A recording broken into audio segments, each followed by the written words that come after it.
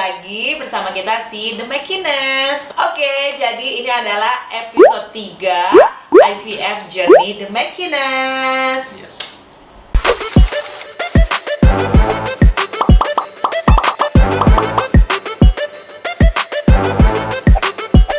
Oke, biar intim, jadi kan kesannya gini. Jadi kalau kayak yang udah nonton mungkin di episode kedua kemarin itu gue udah cerita kalau misalkan episode 2 itu we tell the story about tentang embryo transfer. Sebenarnya kehadiran Ryan di sini ini hanya untuk memperlengkap aja gitu. Nah, jadi di episode kedua itu gue udah cerita tentang si kalau kita udah lagi di tahap embryo transfer dan juga lagi masa bed rest kayak gitu.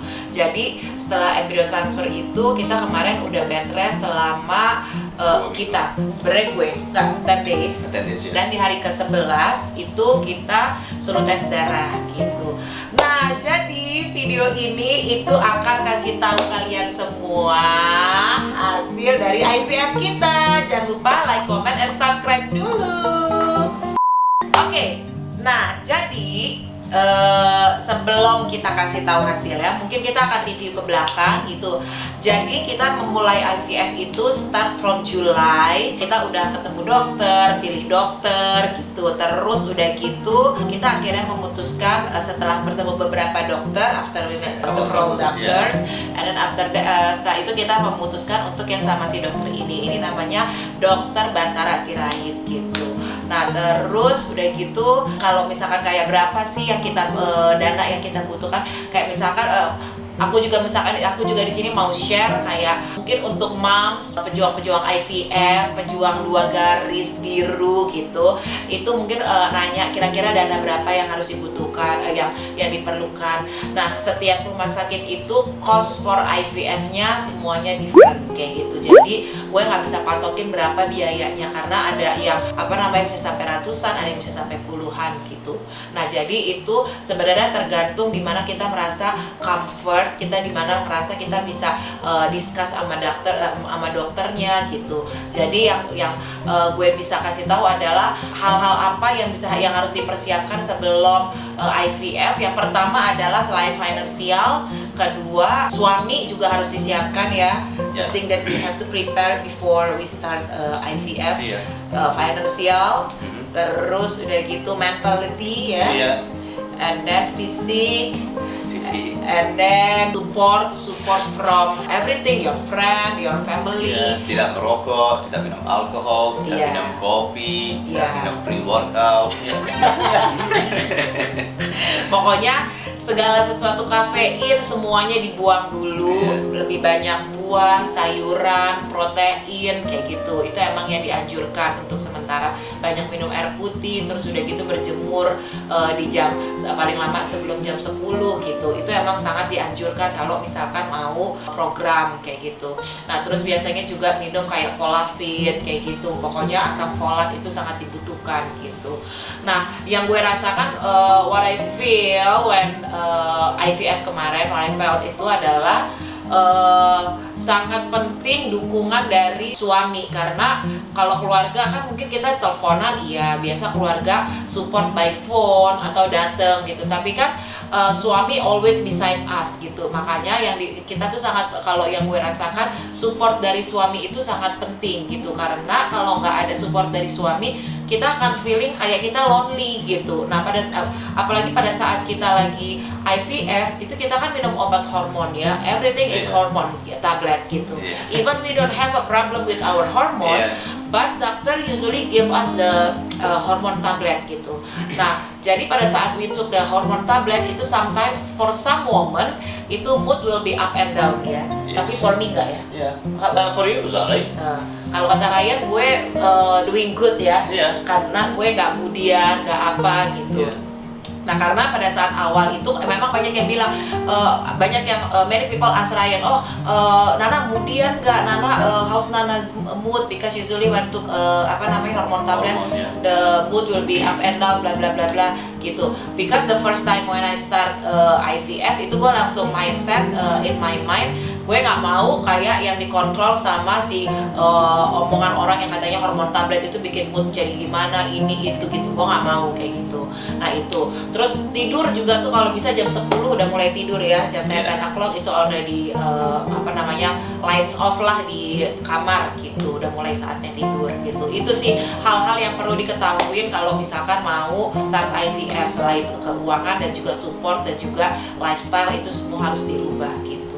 Nah terus akhirnya finally kita sampailah di tanggal 16 gitu. Kemarin di video yang episode kedua itu mungkin itu tayang kan hari Selasa. Nah ini ada abis setelah tayang itu besoknya kita ke dokter gitu. Kita nggak ke dokter, kita cuman datang ke rumah sakit untuk tes lab gitu. Karena biasanya kalau kita pakai test pack itu hasilnya ada beberapa yang hasilnya mengkelabui atau nggak benar gitu. Nah akhirnya dokter makanya lebih menyarankan untuk tes darah gitu. Akhirnya dokter lagi menyarankan untuk tes darah beta HCG gitu. Akhirnya tes beta HCG hari Rabu kita datang. You tell the story deh. A day when we went to the hospital for blood check. Oh, that day when I took 2 seconds. We literally went in, got the blood checked, went for food. Kita mau makanan harus nunggu mungkin 1,5 jam aja kan. Dokter said for hours. Dia bilang 4 hours, tapi nanti 1,5 jam aja kita sudah dapat result. Yeah. Jadi kita datang jam 10 ke rumah sakit, terus udah gitu langsung ambil darah. Habis itu nanti suster kasih tahu ya hasilnya by WhatsApp atau akan telepon gitu. Akhirnya Ryan bilang ya udah yuk kita makan siang dulu gitu, karena selama ini kan Ryan selalu temenin kalau misalkan untuk selama gue di rumah aja gitu. Akhirnya Ryan ya udah akhirnya kita makan ke mall. Itu pertama kali akhirnya the first time we out for 2 weeks. Terus udah gitu akhirnya kita makan di adalah grill Korean Japanese gitu. Nah terus udah habis itu selesai makan, paling makan 1 jam. Habis itu kita turun ke bawah ke mobil. Habis dari mobil, nah di mobil itu keluarlah WhatsApp yang sangat ditunggu-tunggu gitu. Yang tadinya gue kira 4 jam, ternyata itu paling baru 1 sampai 1,5 jam, an hour and half. Itu udah ada SMS Suster Dina, Dokter Batara gitu, langsung deg-degan kan. Terus udah gitu kita posisinya udah di dalam mobil gitu.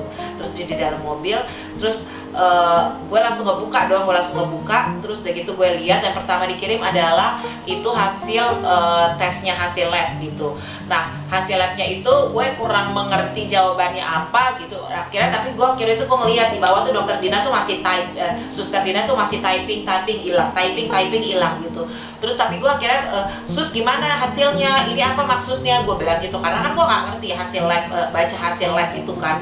Terus udah gitu akhirnya karena Suster Dina tuh typing hilang, akhirnya gue berusaha untuk mengerti si hasil lab itu apa gitu. Berarti kan cukup lama ya Suster Dina tuh untuk memberikan reply dari pertanyaan gue dari pas pertama dia kirim surat hasil si lab gitu. Akhirnya gue berusaha untuk mengerti, terus gue bilang, karena di situ yang bikin gue ngerti adalah ada nilai gue tuh 0,14, sedangkan di sebelah kanannya itu ada kayak keterangan kalau misalkan weeks by weeks gitu, itu weeks pertama itu weeks ketiga itu 5, sekian berapa. Kayak mungkin menurut gue ini kali hasil beta HCG-nya kalau weeks ketiga itu harusnya 5, sekian berapa, sedangkan gue 0,14. Terus gue kira bilang, sus gak berhasil ya, gue bilang kayak begitu. Terus udah gitu Suster Dina cuma bilang, Dokter Batara bilang stop semua obat-obatan. Terus udah gitu nanti haid kedua datang ke dokter untuk evaluasi, tetap semangat bu gitu. Terus akhirnya gue bilang sama Ryan, I think it's failed gitu. Sebelum Suster Dina ngasih tahu jawabannya, terus gue bilang sama Ryan kayaknya I think our IVF failed gitu. Terus udah gitu, so how was your feel when I said that? Yeah, obviously disappointed, but I had already prepared for the worst. So in my life, I always prepare for the worst possible thing that could happen, but I always hope that the best possible thing can happen. So prepare for the worst, hope for the best. And so when it happened, yeah, I was disappointed, but I felt worse for Nana because, I mean, for me, for buat cowok, IVF proses adalah mudah banget karena kita tidak harus melakukan apa-apa.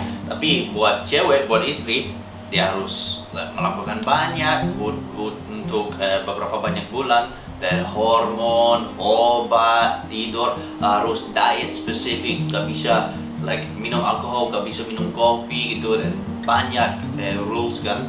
So for Nana, yeah, I was more disappointed, for Nana because she's put her body through so much, for nothing at the end of the day. But I mean, yeah, people get worse news all around the world, right? At least we can just try again. It's simple. Kayak gitu, emang pas dari awal, it's the first time we start IVF, we already had the conversation dan kita ngomong tuh worst case scenario nih, Ray. Gue sih yang start the conversation, gue bilang, Ray, kalau misalkan IVF ini gak berhasil gimana gitu. Gue ingat banget Rana gitu bilang, ya lo jangan ngomong kalau gak berhasil gitu, cuman ya kira-kira deh gimana gitu. Akhirnya Ryan bilang, ya udah kita coba lagi gitu. Jadi emang pas pada saat terima surat itu gue sedih, gue langsung WhatsApp ke kakak gue, jadi pada saat itu juga gue lagi WhatsAppan sama grup teman-teman gue gitu. Gue langsung forward ke mama, ke grup keluarga, ke kakak gue, terus udah gitu gue forward ke grup temen gue yang lagi kita ngobrol gitu. Nah akhirnya pas pada saat perjalanan dari Kokas, ya itu kita makan di Kokas, dari Kokas ke apartemen itu nggak jauh kan gitu. Itu sih gue lagi berusaha untuk menerima, berusaha untuk yang ikhlas, lapang dada, berusaha untuk mengerti apa sih yang Tuhan mau sebenarnya gitu. Karena as a human gue ngerasa gue udah melakukan yang terbaik gitu. Kayak gue berusaha untuk I was smoker gitu, I was a drinker gitu. Mabok terus gitu. Terus gue berusaha untuk stop semuanya. Terus udah gitu gue berusaha untuk change my lifestyle semuanya. Iya sih takes time gitu memang semuanya. Terus udah gitu pokoknya kalau misalkan sebagai manusia yang lo tanya kenapa gue gak akan bisa terima pasti gitu. Akhirnya makanya gue berpikiran udah deh emang ada something in sometimes we don't need to know all the answer, jawaban semuanya dari pertanyaan kita. Kadang kita tuh nggak usah harus tahu gitu. One day kita akan tahu, mungkin pada saat kita udah kembali ke dipanggil Tuhan kita baru tahu. Cuman memang ada beberapa di dunia itu nanti akan ada beberapa pertanyaan-pertanyaan yang lo nggak tahu, you don't have any clue why this is happen gitu. Kalau buat gue ya udah lo nggak usah trying to really figure out kayak gimana ini itu bla bla bla bla. Kadang memang lo hanya bisa ngejalaninnya by faith kayak gitu aja. Nah jadi yang sekarang gue percaya adalah ya udah gue sebagai manusia gue udah lakuin yang terbaik, dan Ryan sebagai pasangan juga udah memberikan support yang terbaik juga gitu. Dan kita juga udah dikasih kesempatan untuk bisa program IVF di rumah sakit yang terbaik gitu. Even orang tuh banyak yang bilang bunda itu so expensive, mending coba dokter rumah sakit lain ini itu.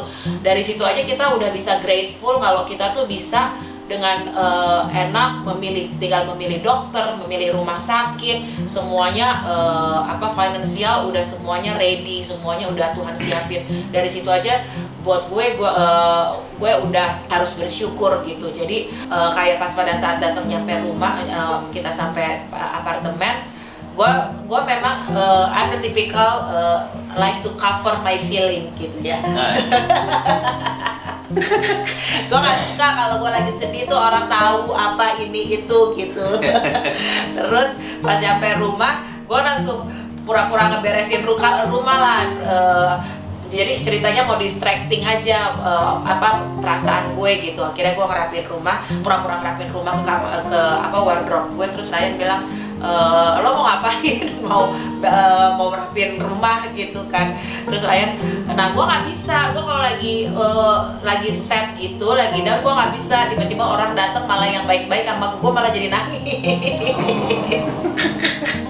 Terus dia datang, sorry, try again. Iya. Oke lah, coba lagi. Tuh kan jadi ini lagi, jadi gitu. Terus habis itu akhirnya Ryan datang terus dia bilang ya udah nggak apa-apa, gue tahu kok perasaan lo, ntar kita coba lagi gitu. Akhirnya di situ gue emang nggak nothing to say gitu. Akhirnya gue nggak perlu ngomong apa-apa. Akhirnya gue peluk dia, terus udah gitu ya udah gue cuma nangis gitu. I always say there's much more people in the world with worse news than this. I know it's bad news. It's disappointing when you really want something, but I always try to think, you know, you have clothes on your back, you have a roof over your head, you have food in your belly, you have money in the bank, you can try again. You know that there are a lot of people in the world who are in a lot worse position than that, and they're still positive about their life. So if they can do it, then we can do it. You know, we just try again. Gitu. Emang sebenarnya pada saat mulai ini pun gue yang gue takutin pada saat mulai IVF ini, yang gue takutin adalah kalau gue akan mengecewakan orang-orang di sekitar gue, suami gue, keluarga gue yang emang sangat I'm hoping juga untuk punya keturunan gitu. Tapi gue yakin keluarga gue tuh sangat mengharapkan juga, dan ternyata pas pada saat berjalannya lagi program, Ryan tuh juga menunjukkan gejala-gejala itu juga hope, because before that Ryan tuh you don't really care we have kids or not, ya kan? I don't care. You don't really. Yeah. Jadi Ryan tuh sebenarnya nggak terlalu yang doesn't matter lo mau punya anak apa enggak gitu, karena menurut Ryan ya kalau ada anak ya bagus. Jadi tapi kalaupun emang enggak juga nggak masalah, karena one thing yang Ryan tuh bilang sama gue, semua perempuan tuh bisa punya anak, bisa menjadi ibu, can become a mom, tapi in many ways ya kan, gitu. Nah makanya jadi itu sih yang, nah makanya dari situ kayak gue tuh mikir ya pas pada saat hari itu sih gue cuman berpikir berusaha pokoknya untuk tenangin diri. Habis gue nangis terus gue berdoa, pokoknya gue cuman bilang sama Tuhan, ajar gue untuk mengerti apa yang Tuhan mau dalam hidup gue gitu. Karena kayak gue dari awal gue selalu bilang apapun hasilnya gitu, gue nggak peduli sama hasilnya. Kalau Tuhan kasih hasilnya gue bisa hamil, IVF ini berhasil, kita pasti akan puji syukur. Tapi kalaupun memang kata Tuhan belum, gue akan selalu bilang kalau misalkan emang God is good gitu, God is the good all the time gitu. Pokoknya satu yang gue ingat ya adalah kayak Ryan juga bilang sama gue kan, kalau misalkan semua perempuan itu bisa punya anak, tapi caranya mungkin akan berbeda-beda gitu. Nah makanya yang sekarang kita sih kita mau coba lagi ya, kita we will try again. Liburan dulu, gitu. Give your body a rest first and relax, because sometimes I think the pressure that someone puts on themselves, can have a negative effect as well. You know, when you're always like, oh, we need to get the baby, and then all your family's like, the same that it's posting gun. It doesn't make you relax. It makes you more stressed. So then I believe that's gonna make the situation worse. Maybe not, but that's my opinion. Ya gitu, jadi kita memang mau coba lagi, tapi kita nggak push kapan waktunya. Kita sih berdoa kalau emang Tuhan kasih bisa natural, that's good gitu. Tapi now it's time for us to relax, holiday dulu. Terus kita mau, kayak gue kan terlalu banyak obat-obat yang udah gue masukin ke badan gue, jadi it's time to reset everything, reset badan gue, kayak gue detox apa semuanya gitu. Terus udah gitu mabok lagi. tetap hidup sehat tetap hidup sehat. Sebelumnya detox, sekarang retox. Tapi kita mau holiday dulu, terus kita mau benar-benar nge-reset semuanya deh gitu. Jadinya apa yang selama ini mungkin ada kekecewaan apa dengan hasil ini, it's okay. Jatuh sesaat down, it's okay, tapi harus bangun lagi gitu. Because ya hidup harus tetap berjalan. Kalau lo nggak bisa untuk yang terus nangis-nangis, terus bersedih-sedih gitu kan. Ya udah pokoknya gitu aja deh. Pokoknya belum tahu, kita masih belum ada rencana mau kapan lanjut ini itu. Dan satu, kalau gue nggak berhasil bukan berarti rumah sakitnya nggak bagus. If we fail doesn't mean the hospital is not good, the doctor not good. The hospital and doctors are great. Tapi emang kalau menurut gue sih memang is the time gitu kan. Kalau gue kayak selalu mengumpamakan, ya sekarang Tuhan masih nyuruh kita tunggu di ruang tunggu nih, kita lagi duduk nih di ruang tunggu gitu. Kata Tuhan, tunggu ya, masih belum waktunya namanya dipanggil, kayak kita lagi nunggu di ruang tunggu dokter aja. Nanti tunggu nama lo dipanggil baru lo jalan.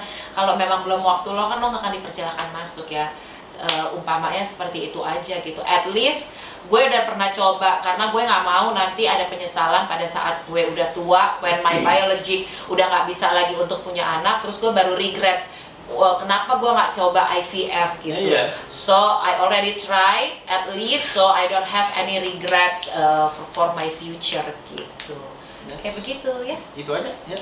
Oke, yang penting doain aja supaya kita bisa happy-happy, sehat-sehat. Terus udah gitu kalau Tuhan mengizinkan untuk kita bisa punya keturunan, supaya dikasih anak-anak yang cakep-cakep yang kayak bule-bule ya. Oke, terima kasih. Terima kasih. Sampai ketemu lagi.